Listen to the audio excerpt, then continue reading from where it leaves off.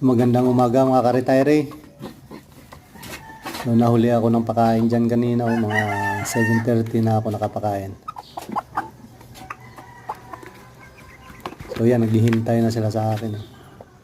So, yung pinapakain ko ngayon is yung nabili ko kahapon sa palengke na yung mga balat ng repolyo, at saka hinalo ko na rin yung nabili ko na saging na saba, kasi mayroon doon kahapon nagtitinda na 10 piso lang yung kilo.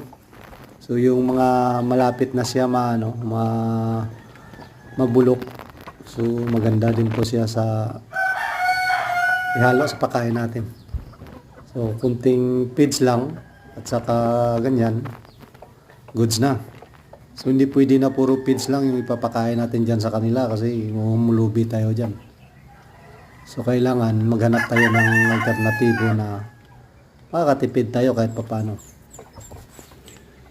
So maganda talaga yan sana kung mayroon ding mayroong sapal ng nyug. Kasi yung sapal ng nyug, maganda din yun sa mga alaga natin. Maganda yung development ng itlog nila pag yun yung inahalo natin.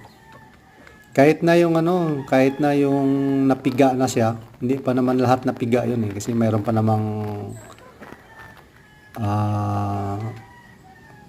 gata yun kahit pa paano. So nakukuha pa rin nila. So mamaya babalik ako doon. Bibili ako ng kalahating sako. So kalahating sako 50 pesos lang doon sa palengke.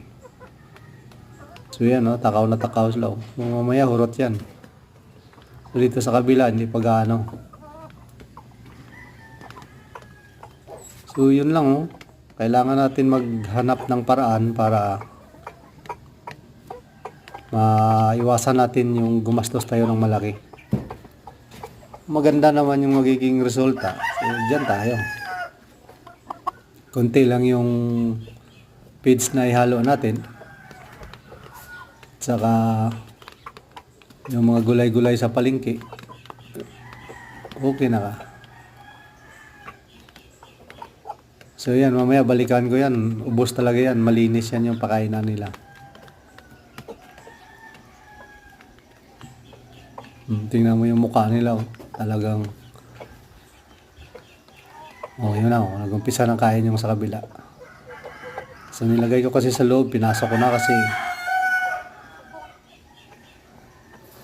magsikip sila dyan sa butas ng ginawa ko.